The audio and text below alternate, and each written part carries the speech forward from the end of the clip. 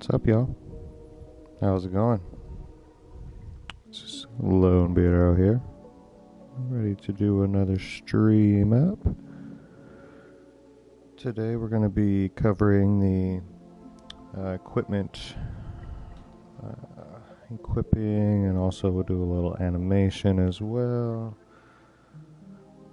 And then, just kind of how to pick up items and move around. Hold on real quick, guys. I'm going to adjust my mic a little bit. Don't really want to yell into this thing. Alright, so this is my little dude I've been working on here. I call him Sword Guy. He is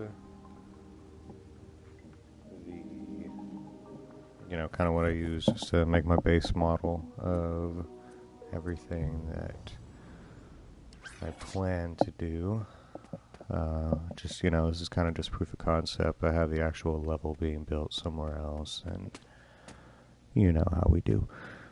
So as you can see, we have our little model here. I don't plan to continuously use this model.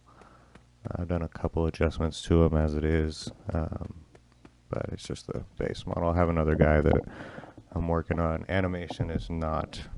Actually, I should say character creation is not my strong point whatsoever. I've tried sculpting, and I've generally failed at it typically, so I try and stay away from it for now. Work on what I am good at, which is logic and making things happen. So as you can see, we got a little puppet here. He jumps.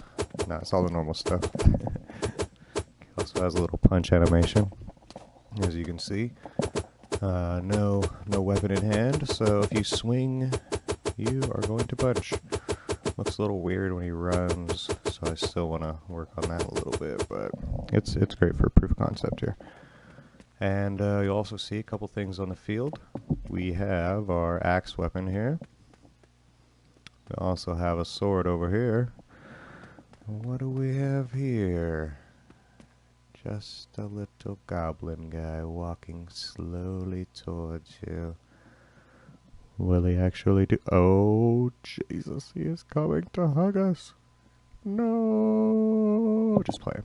Yeah, that's a dude there. That's going to be one of just the AI that I'm using for... I mean, honestly, I was just using him to kind of smash around and prove what I was doing here, but I don't know if I actually really like him, so I might just make him an AI from in the actual game there, so we'll see. Oh, as you can see there, yeah, he can hit, and you see the rebound that happens when that happens. It's all stuff I built in here. So just to show you around, we have the weapons on the ground, like I already said. If you see, as you walk up to them, a little triangle or a little pop-up tells you how to pick them up. Let's go ahead and do that real quick. As you can see, once we pick them up, it goes directly onto the back. So that is some of the logic that I threw on there. Instant equip. Basically, you pick up a weapon, you're holding it. Haven't worked on anything as far as dropping it or anything like that, but here, check out. So we can pick up actually both weapons. You can see they both just sit on the back there. I worked with the animation a little to try and make him not clip. There's sometimes when he jumps, his elbow will clip through the sword a little bit there still, so. But it's fine, I think it flows well. Alright, you can pick up both weapons, and you can carry both of them. Also, oh shoot, he is holding the axe now. Look at that. So yeah, worked on that, and then check it out, so you actually switch through they come off the back and then go back to it. Actually hold each one. And also, it's as you saw, we have the swing with the hand. Nice and easy. Quick little punch. If you actually put the axe on, you can see the attacking animation completely changes, as well as the sound effect that changes with it. Go to the sword, does the same thing. So, it's all stuff we're going to review today. to show you the logic behind each of the weapons that you can equip, as well as each of the weapons that you can swing, and the animation and logic behind each of them. So, yeah, hope you guys enjoy. Hope this is informative for somebody. And, yeah, please, I mean, again, if you've watched any of my other streams, my biggest goal with these is to get feedback. You know, I'm pretty sure the logic that I'm using is very basic. So if there's some more robust logic that I could be using to, you know, make things happen, I would really appreciate anybody, you know, let me know. Get a little shout out if you see anything that's useful that I don't necessarily break down here. Please just ask. I am always willing to share and collab, and I've learned so much from the Dreams community that I want to give back a little bit and hopefully help somebody learn something that they didn't know. So, without further ado, let's get in this, man. Oh, check that out. Here I go, working all night again and totally forgetting to save. Thanks for doing the auto backup, Dreams. Appreciate you guys. Let's drink some water. Always important to stay hydrated, y'all. Don't forget. Don't forget.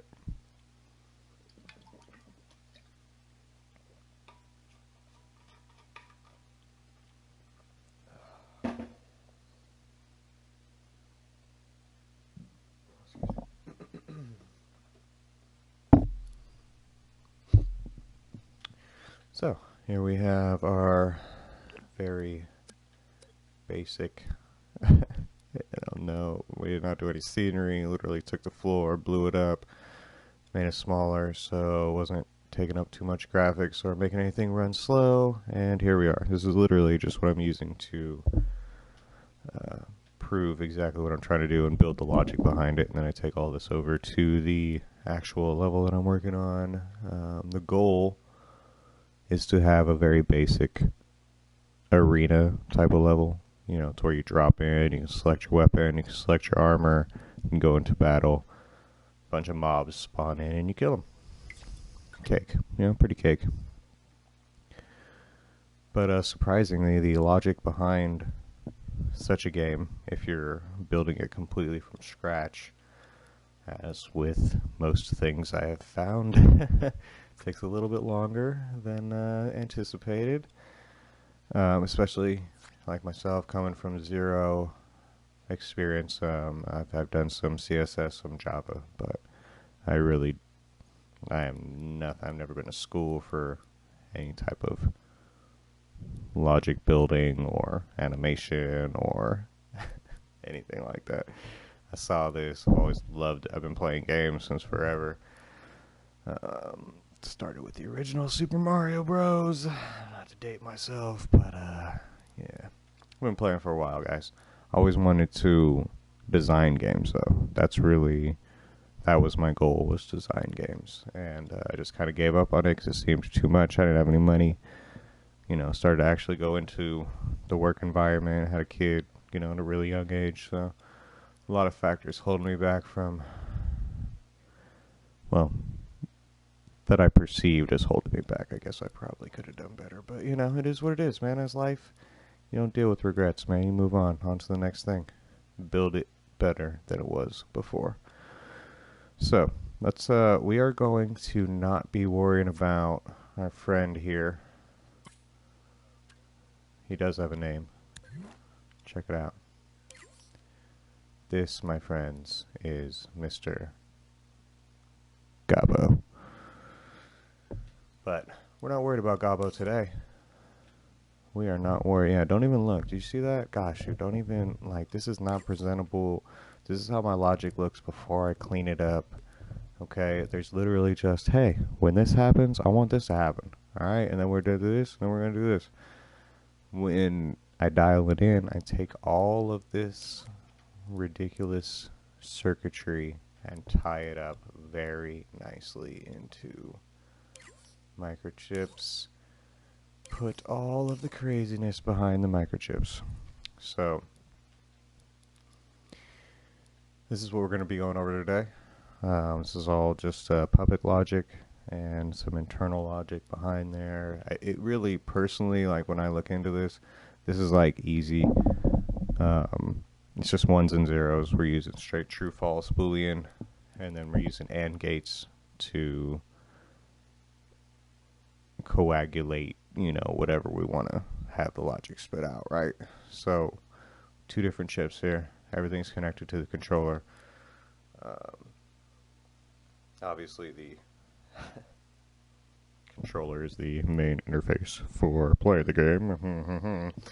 Not playing. There we go. So, connected into the logic, or the controller logic here, we have our attack. Let's go in here first. Actually, here, no, let's go in there first. First is actually going to be the weapon equip chip. So the logic behind it is very basic. It took a while to set up, but it's literally yes and no, and if yes, then this, if no, then this. So we started out with our selector here, which is going to be the main catalyst to change any weapons that we have equipped or not.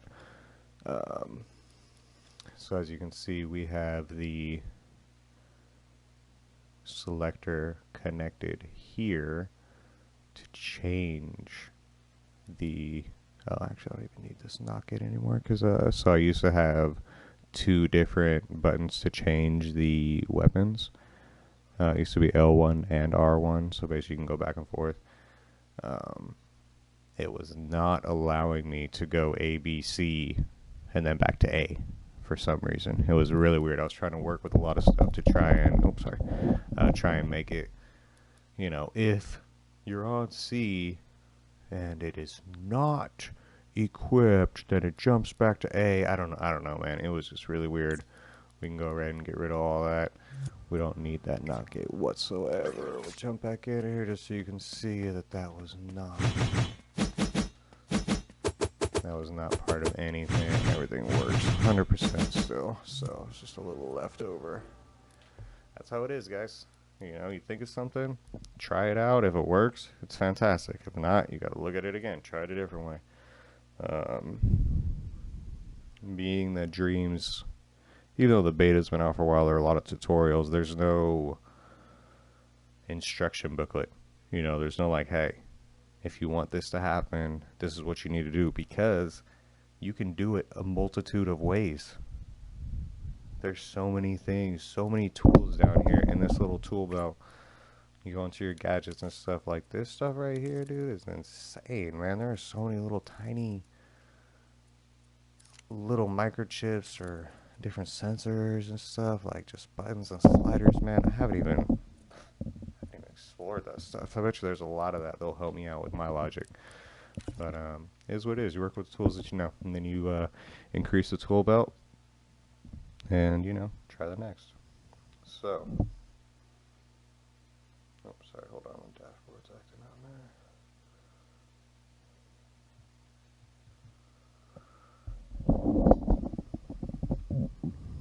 So, let's get into this a little bit. So as you can see, we have the selector here connected to quite a few different, or has quite a few different wires connected to it. We have two different chips that the selector initially, or will eventually control. There's a third one that is just the opposite of the two. So we have the hold sword, we have hold axe, and then essentially if neither of those are needed, then A will be hold neither of those. So it's really easy. So essentially you have your dudes. We have variables that control, hey, do we have the sword yet? Do we have the axe yet? And then these, when used with a calculator that says, is this one, along with the selector going to a certain selection as far as A, B, or C, if both of these things are true, and you have the selector on the selection that displays that. If all of these things are true, then put the axe onto the back. You know, it's just the basic logic that flows as far as that goes. You can see each thing is going to be connected here. The axe, all of the axes, all of the axe logic is eventually either going to show the axe on the back or it's going to show the axe in the hand. So, I mean, again, like, it's super easy logic. Takes a while to build. You kind of have to follow it through. True, false, yes, no, and then eventually lead that into the output that you want. And as long as all these things are true, then do this. If one of them's false, then it's not going to trigger. But if it is false, then that other thing has to lead somewhere else as well. So, as you can see here, under our hold sword microchip, since we have... Here, let's reset this. So if we have not picked up the sword yet, these are going to be zeros. We have logic on the sword also. Check this out. It's pickup logic. So essentially it says if you pick up this, if you pick this up, so it's going to be along, here's the... Oh, and again, I just want to give a little shout out. This was all built on using, was it Neon the coder? I'm going to find his name. I'll put a little shout out for him on the actual description of this when it goes up on YouTube. But he is the one that really taught me all of this logic, and I adapted it to exactly what I needed it to be. So just FYI, shout out Neon the coder, man. That guy's fantastic. So, on the actual sword, when you're within a certain trigger zone, the text display will come out. And look at the zone, dude. Ridiculous big. I haven't even dialed that in. Don't hate me. So, that zone is triggered. We get the text display to say, hey, push triangle to pick this up. And then once we have that, we're in the zone, and our dude pushes triangle, then the interact chip, or sorry, it's just a node actually, will send a 1. It'll pulse the destroyer here to get rid of the sword that's on the ground. Secondly, it'll turn our variable modifier up to 1, which triggers this guy here, which allows us to hold the sword. See, so essentially that is how the logic flows. You use your variable modifier to pick something up, you add it to your inventory, then you use that variable once it's at a certain number to say, hey, is this at 1? Are we pushing square? Are we pushing, selecting button?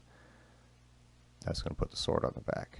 If not, does this equal... Here, check it out. Look. So this one shows does it equal 1. Right? We use that with a little AND gate here to show that. And then we come over here. Does it equal 0? And if it equals 0 and we have this guy equaling 1, then, it shows off the other weapon there. So basically that's how each of those flow. Instead, each of them asks, so we have the axe, we have the sword. Each of them asks, hey, do you have the axe yet?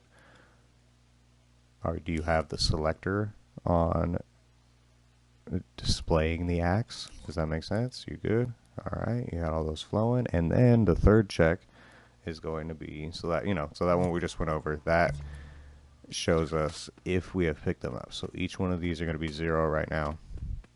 And then once we pick them up, it changes that variable modifier to the 1, which triggers the rest of the logic to show, hey, do we have the axe? Yes, we do.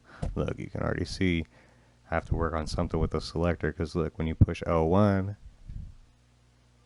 he doesn't have the sword. It skips. See that? I got to push it 2 to get back to the axe. So, yeah, just another thing I got to work on. I actually don't think that affects that way within when I have just the sword. I want to see. That was when we had the axe. See that? One click. One click. And we have the sword, although he's looking a little weird. Oh, he's getting depressed. No, I'm sorry.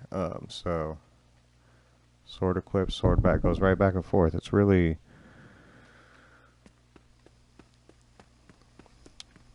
so I have basically to have that happen. We have on our weapon equipped chip. Nope, let go. We have the if. That was the double AND gate that I just showed you. So basically, if our axe equals 0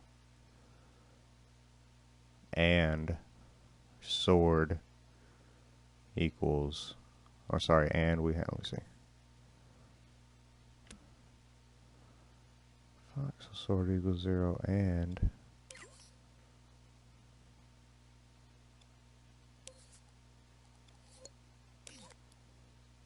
then B. Oh, see, I mean, I'm telling you guys, I'm sorry. This is, I swear, when I get in creation mode, I am in such a zone.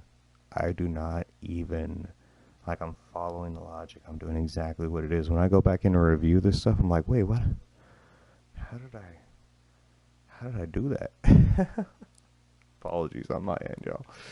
So essentially, yeah, so the AND gate here is showing, so basically if you are on, if you go to, here, let's make this live. Let's make this public controllable real quick. Watch.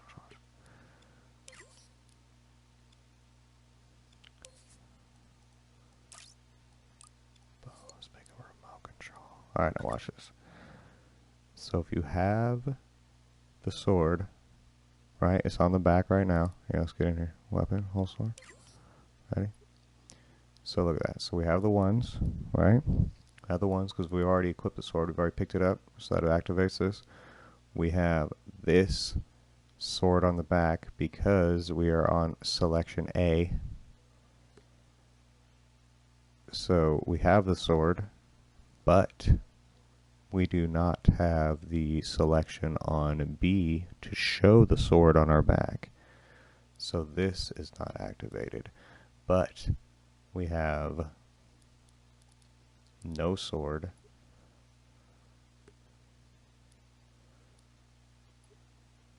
Let's see. So we have no sword, no back. That's crazy, man.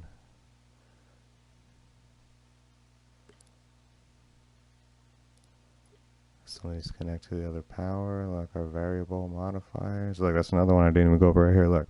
So basically the having a, I mean, the selector will also show for, to have which one equipped on the back there.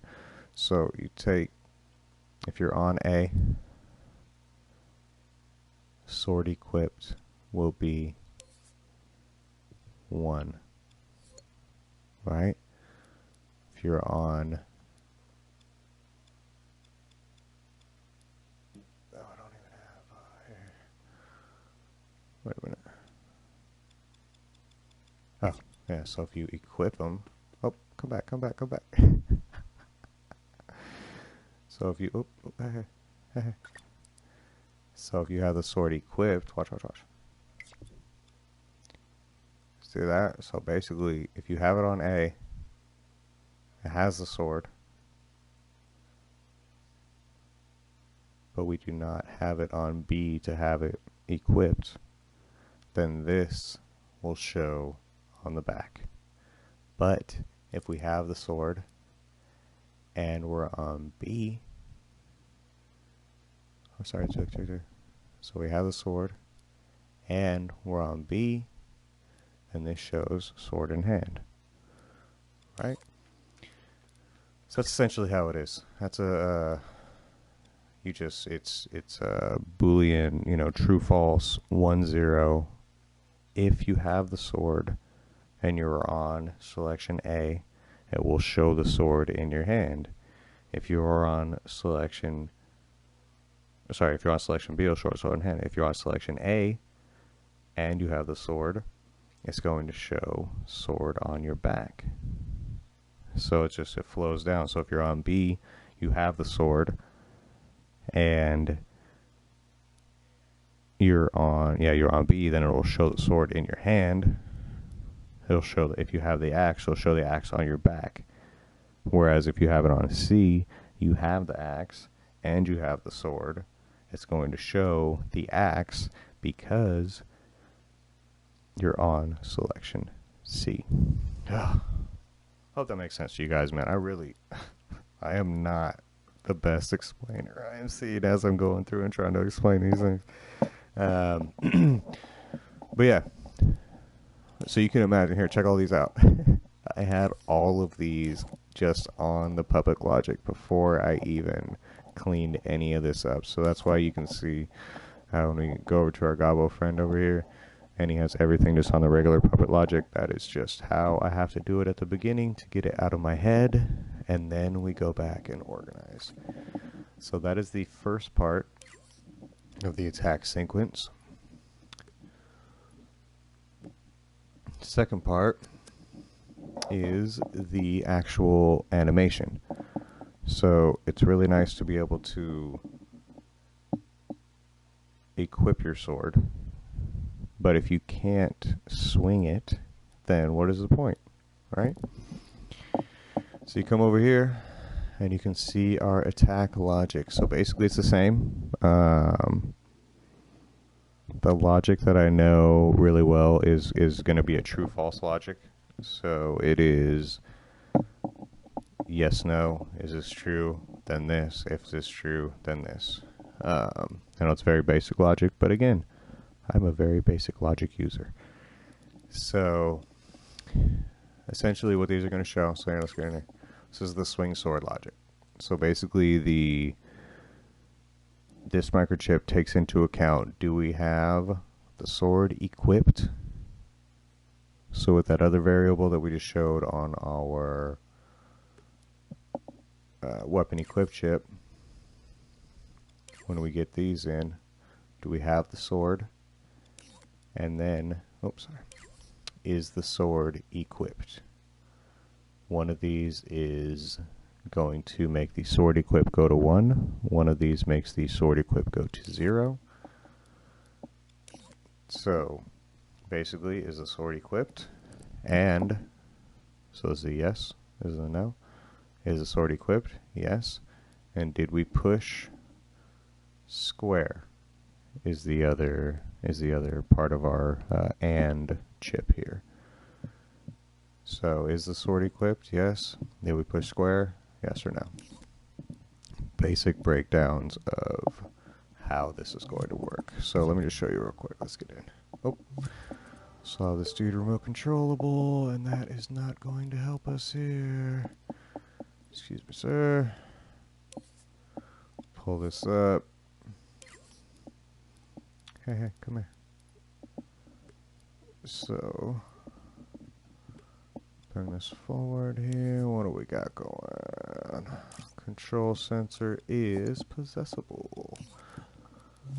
Excuse me, guys. Damn Corona.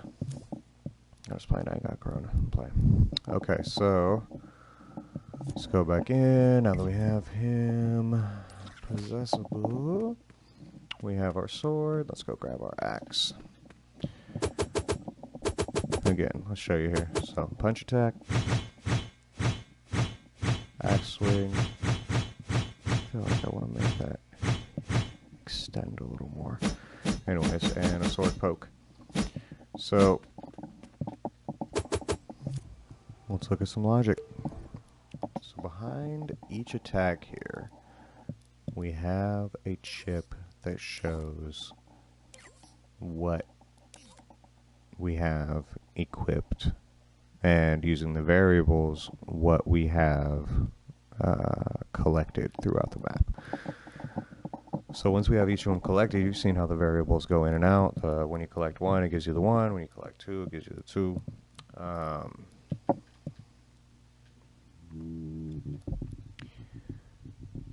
So we use the same type of logic as far as... Oh, I'm sorry.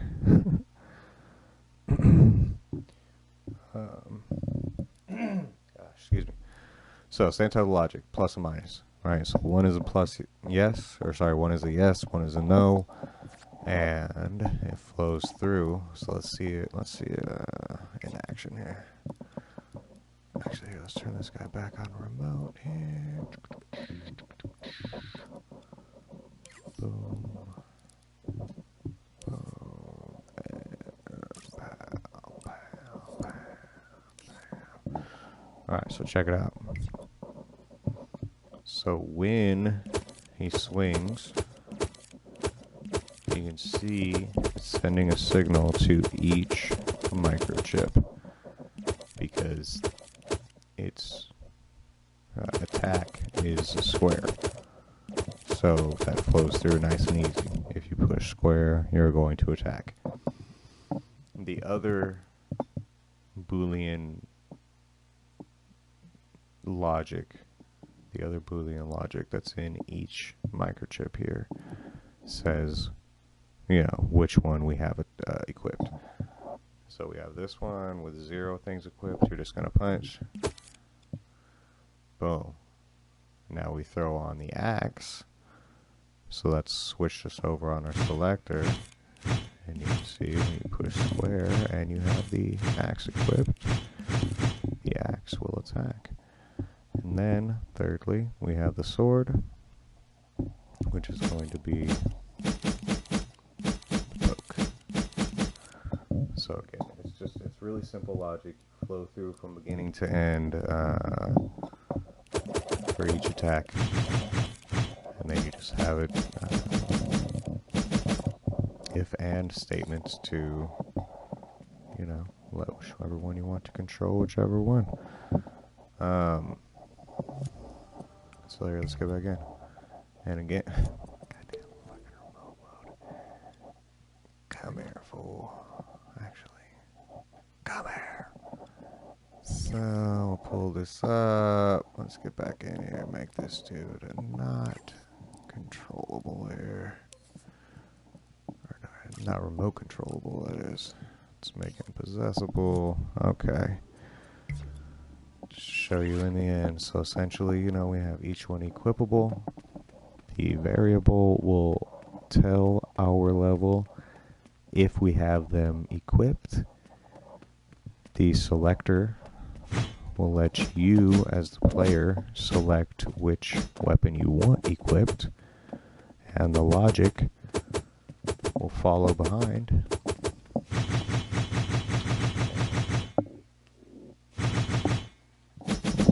Do what you wanted to do. So just a quick little extra here. Let's just show a little bit of Gobbo off here. So as you can see, he follows us with his eyes. I was going to do another video on this, but why not? We're already streaming. Probably break this off. So we have our little Gobbo, right? You see him chilling. I mean, he's just having a fine day. Like, he's not even worried about anything. Look, he's not even looking at us. He's looking way over there, thinking about life. The next Gobbo day he's going to have. Next Gobbo fun he's going to have. I don't know what's going through Gobbo's brain. But as you can see, once we get closer, he will notice us. He has seen us, everybody. He is creeping up very slowly. Oh God, our puppet looks very stressed looking back at us. Oh no, the hands are up. Is he going to hit us? No. Oh. So, yeah, as you can see, put a little bit of damage in there, just to give. But I mean, the damage, the way it hits him back like that, that's to, you know, give the player a second to react. And oh God, I gotta get out of here. The goal is to have a bunch of these guys emitting out and just spawning, you know, every so often. You guys saw my other game is a Just a drop all high score game. I'm going to kind of work out the same thing here. Kill as many goblins as you can in 3 lives or something like that. Yeah, so, you know, he does hit back. But the good thing is we can also... Why are you looking back like this, friend? Can we not... There we go. Looking like he was having some problems there. But look, check it out. So we can actually hit this guy back. Let's punch him. Oh, what? As you can see, the punch does 10 damage. Hits the guy back a little bit there. Oh, I don't even think I have him respawn. We're going to kill him. Oh, look, he does respawn. Yay! So, yeah, as you can see, the punch does 10 damage. We have the sword here, which does 20 damage. I'm going to probably put the camera a little bit up like this so you can see just as it's hitting. You can see it's a little hard to see. Oh, man, he beat us. Freaking Gabo. Was not part of the video, buddy. Alright, let's get back in. So just to show the last one here, we have the axe. And the axe is going to do 30 damage. As you can see, the most robust weapon. Oh man, he spawned right on top of us. The most robust weapon is going to be the axe there. I am going to work on some logic to have the sword swing to where you have to finish the sword swing before it will allow the puppet to swing the axe again. So, you know, that's going to be kind of the downfall. You use the axe, does a little more damage, but you can't swing it as fast. Whereas, you know, the sword is a little more of a pointy boy there. Look, I'm pointing him up, but he doesn't have a good range attack with that one, or a good wide attack with that one. Whereas the axe is also going to be a little bit more of a wider attack. That was kind of funny. Did I send him off the edge when I punched him and I died? That was so interesting. So, quick little logic behind that. Let's check out Gabo here. Come back, friend. Where are you? Hey, buddy. So, we've gone over our hero NPC here and how he can hold different weapons and have different attacks based on those different weapons. Let's get in and check out just a little bit of logic behind this guy. Again, please don't freak out. I will definitely clean up this board, but this is just to show. So this right here is going to be the trigger zone to where if he gets attacked, if he's in a certain distance from our NPC or our player, then it will do some damage to him. And so you can see right here, tiny trigger zone. It's like a little power ball, honestly. Look. So he just holds it right here. And if our player goes within that zone, then it activates 2 things. Force applier, as you can see, which is a little bit bigger. So, you know, essentially the logic is the same logic I was using in my drop ball. You allow the ball to get close to one of the bumpers, and then you activate the force, which is bigger than the trigger zone, and it shoots it out of the zone. I don't know if there's a better way to do that. Probably is, but it works very well for me. So, player gets within this zone, triggers our force zone. We've also done a keyframe that makes him put his arms up. Actually, you know what I wanted to do? Let's get in here. Actually, let's make this a little bit longer. We're going to make this more like a second. So this is how long it will take him. If you're using animation, you don't necessarily need to use these adjusters, but if you want to have the keyframe activate a little bit slower, then you can adjust those little modifiers there. And it'll have him, here, watch. You guys saw his arms came up pretty quick before. Let's see how fast they come up now. Oh, Jesus, it's so intimidating. Anyways, yeah, so I mean the logic behind our guy following us is right here. Trigger zone is really big for this just because, yeah, it's better to show off. I feel like our goblin is kind of aware. He can see things around him. Essentially, when trigger zone is activated, the guy will start following us. Has that activated on the possessed puppet is who it's going to be following. We also have it to rotate and look at our puppet, so even if you come up behind him, if you're within a certain range, he's going to spin around and check you out there. As far as where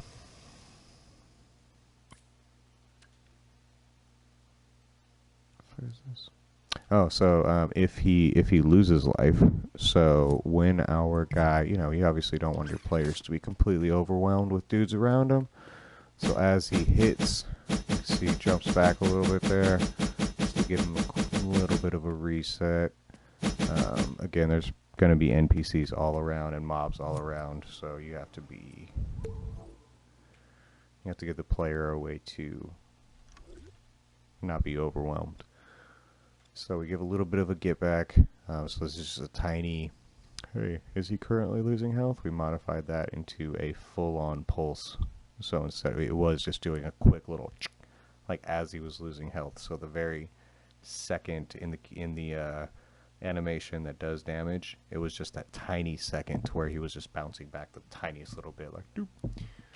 So we just did a manipulator to turn that tiny pulse into a full-on pulse to activate our force supplier here. Send him back a little bit. We've obviously named him Gobbo, although that really doesn't do very much, to be quite frank. It's just a name. We also have the death, and I haven't fully worked this one out. So essentially, he's going to give that off when he dies. But because I have him respawning so quickly, I think that's, it's supposed to play it, except it doesn't play it all the way through. Oh. I'm sure I just had to change that, dude. I'm tripping. Okay, let's peep. So we have that on the one. Oh god. Oh god, Gobbo. Back up, Gobbo. Watch out. Oh, watch out. Oh. Hey, did you hear it? Check it out. Go. Hit him. Yes. So yeah, that's a little thing. I mean, again, I am very scatterbrained. I am not going to sit here and pretend that I'm a very focused individual. So I struggle with things sometimes. I put them down and then I come back and I'm like, oh, you just moved this over here. It's ridiculous. Anyways, so that's kind of cool.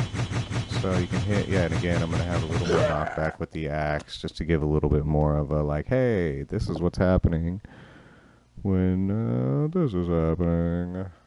So a little bit more benefit to the axe and, well, some more benefit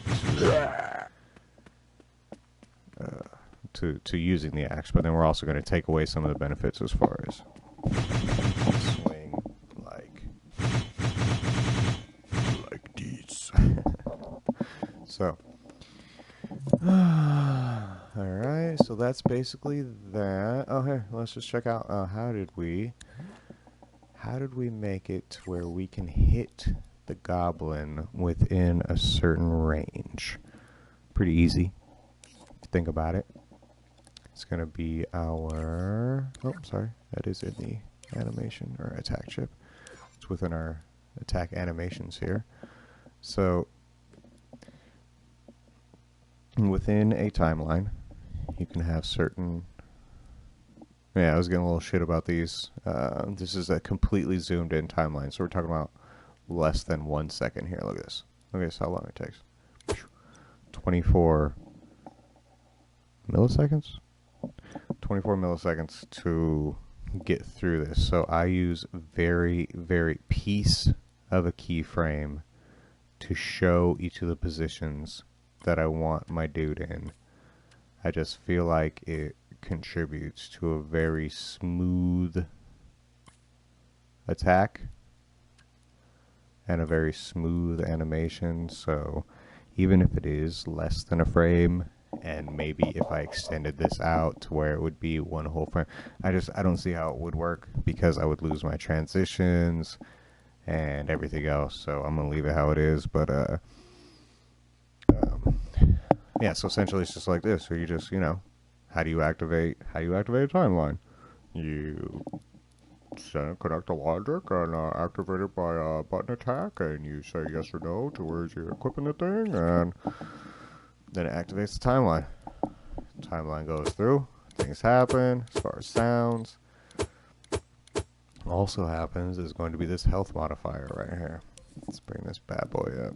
So very painstakingly took the animation apart and made it to where if the made the zone really the swing. So if there is no part of the animation that will show. That's so funny. It looks horrible from this view. It doesn't even look like he's swinging it. Is this right, bro? Hold on, dude. It can't be.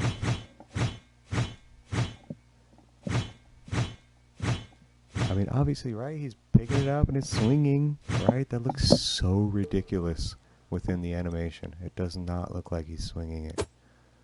He's like, dirt, dirt, dirt, dirt. I just can't. I swear it's fine, though. I swear. Look at this. Look at this. It's totally fine. See, and I mean, it's just, transitionals, magic, and stuff that in the end doesn't matter. What are we going for here? What are we building? What are we building? We are building a game where it attacks. We're not going to break down every tiny thing. All the smoothing out of the animation and stuff like that can be done at the end once the game is built. So, yeah, that was just to show you that. So I did each one with the health modifier and, to do a different amount of damage. Oh, that's interesting. I don't think I put the force applier on my axe or punch attack. I don't want to have force, but axe attack I most certainly do. So we're just gonna kind of pretend the zones are exactly the same for these. I doubt that they are. Let go.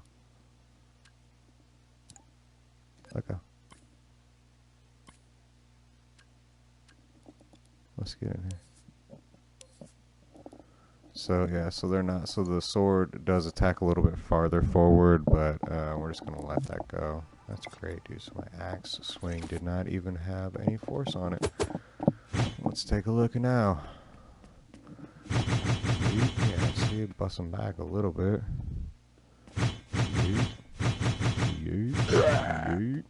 God, I love that sound.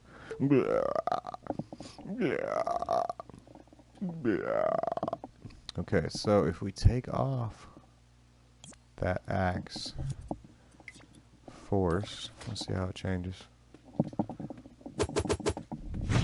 There we go. It's still not going back, dude. Oh, that's because, so the sword, I'm a truck, y'all. Okay, so as you can see, that's a completely unneeded thing because I was trying to go through and then like, oh, how do I make it so the axe hits this far or the sword hits this far? And it was really taking forever. So I changed all of that and just went with the when getting damaged.